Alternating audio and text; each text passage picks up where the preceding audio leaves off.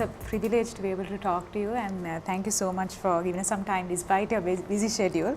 I first want to ask you were able to mobilize women across ethnic, religious divides and more or less making them abandon maybe some of the affiliations they may have had. How were you able to convince them? Well, it wasn't about convincing.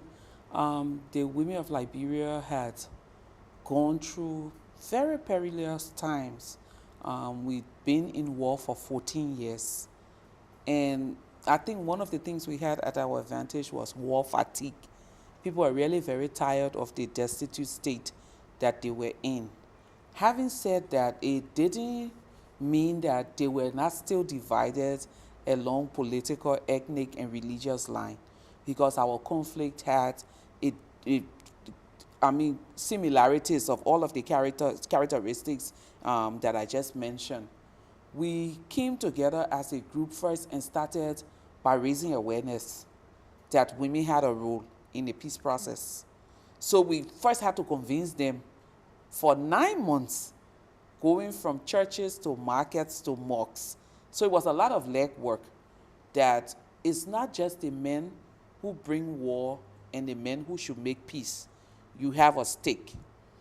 After we were able to convince them to do that, we had to start to deal with the issues of religious intolerance. So one of the things that was really a breakthrough for us was asking the women to take a look at their bodies. When you undress, what do you see? Do you see a Muslim? No. In the process of childbearing, is the pain of the Muslim woman different from the Christian woman? No. When children are adopted, that emptiness that you feel as a mother, is it different? Is it a different feeling from a Christian mother to a Muslim mother? No. Rape and abuse.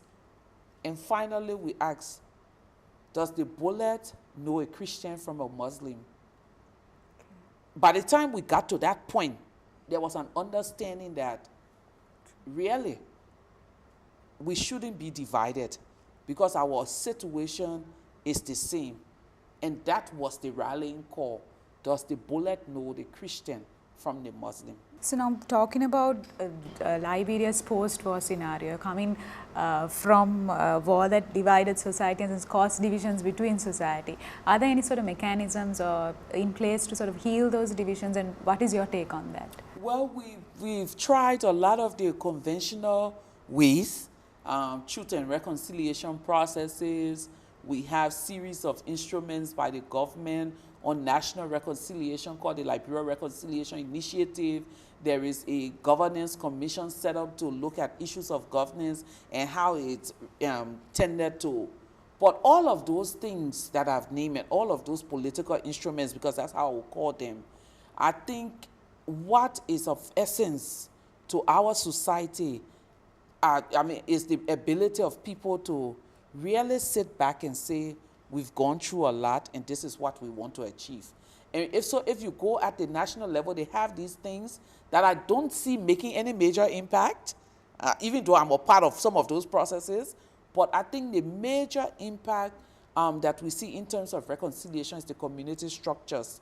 Structures in societies that look at relationships between ethnic groups and community people are exploiting those structures to ensure that they bring kind of seal their relationship.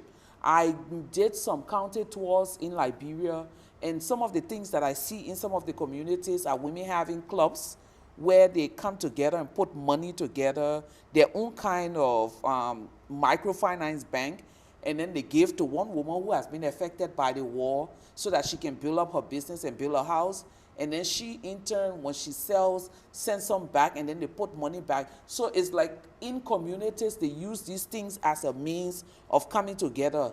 And the way they are recognized is that when there are big events, they wear similar uniforms, similar cloth to show that we are united.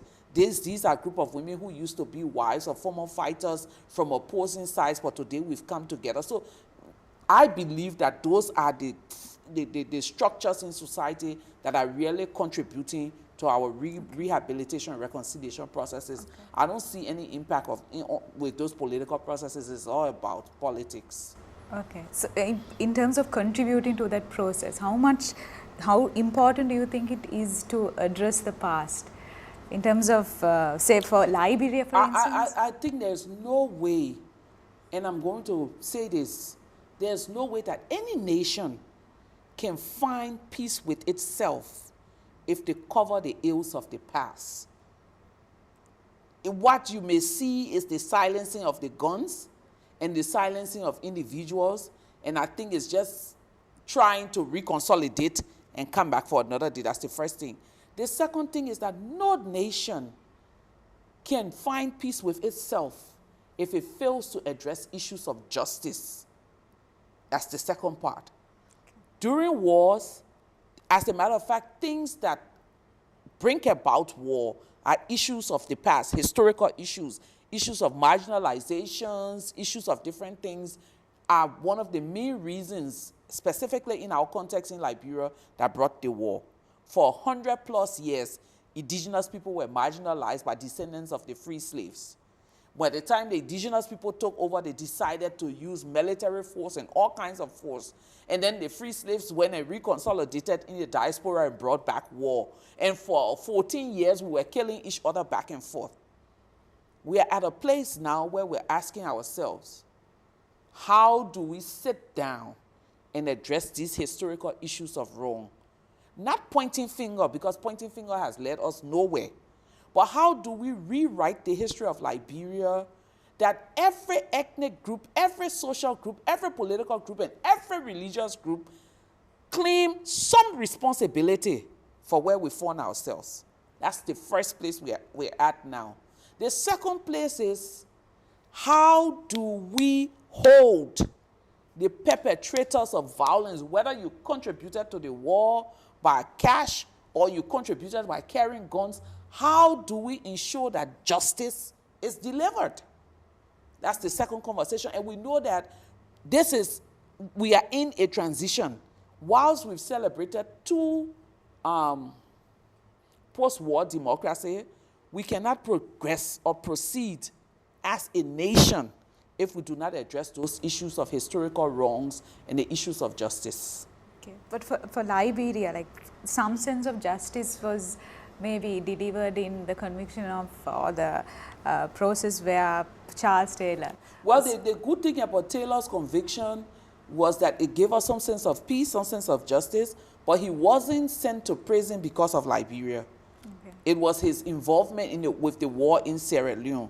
What the conviction and the imprisonment of Taylor has done to Liberia, it has reawakened the conversation about justice for the perpetrators of the war in Liberia. Okay. And that is where we are now. Talking about post-war situations, as in like Sri Lanka, you mentioned that Liberia was militarized, where even little children were carrying arms.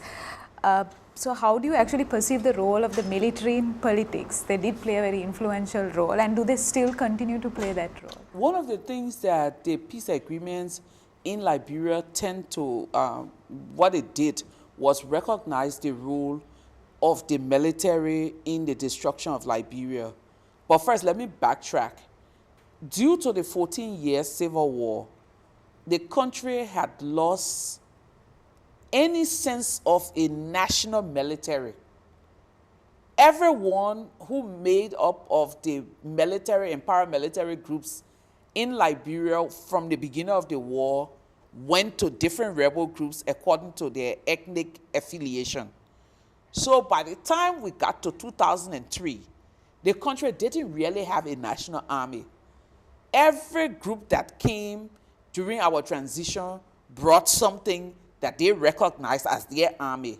So gradually, for 14 years, and maybe that was the benefit, one of the blessings of the war, the military had disintegrated into ragtag soldiers. So by 2003, after the signing of the peace agreement, when the UN came, the first thing they did was to disband the national army. So just as they were disbanding all of the warring groups, they disbanded the national army. So right now, Liberia is starting from scratch to build an army. As a matter of fact, we do not have a chief of defense staff for the national army that is Liberian. It's the Nigerian government, according to a agreement with the regional economic community, that has sent us a chief of defense staff. So from 2005 till today, our chief of defense staff is not a Liberian national. So the army is just being rebuilt. So they have no, right now with the new army being rebuilt, there is nothing of them being a part of the political life of the nation. One last question, Leymah. In other parts of Africa, you are working towards reconciliation process with other communities as well. So Sri Lanka is also going through a similar phase and has put forward through the LLRC a list of recommendations for implementation. How do you perceive some of this as the initial step that Sri Lanka as a state has put forward? Well, the first step to reconciliation, and you see reconciliation is a difficult journey. There is no band-aid solution to reconciliation. Oh, there's a wound, we put a band-aid. Politically, socially, religiously, and even from every fabric of society, people should be prepared to face the hard truth. If governments want to go through a process of reconciliation, they have to consider some of the questions and issues of justice that will arise. And if they cannot adequately, or they are not prepared to adequately address those issues, they shouldn't even try going into the process of reconciliation. Because there's no way you can provide reparation for a female-headed household, provide them with housing, provide them with money to eat, when they haven't had questions about their loved ones answered. So reconciliation, and this is where we are as Liberians, and I think this is where Sri Lankans should come. This is where they should really start thinking, yes, there are recommendations from the LLRC, but is there the political will to implement these recommendations? Is it sugarcoating what reconciliation truly is? What reconciliation truly is? Will we get the answers that we want? It is a deep, really self-reflective process, and if nations are not prepared to answer some of those very painful questions, they shouldn't go into it. And I think that's where civil society in this country comes in, working in collaboration with the government to say, this is where we are. How can we, first as civil society, accept our role in the wrongs that took place? How is government prepared to accept their role? And how can we all journey together now as a people? Because there's no way that you can do reconciliation without coming together as a people, including those Sri Lankans that live in the diaspora.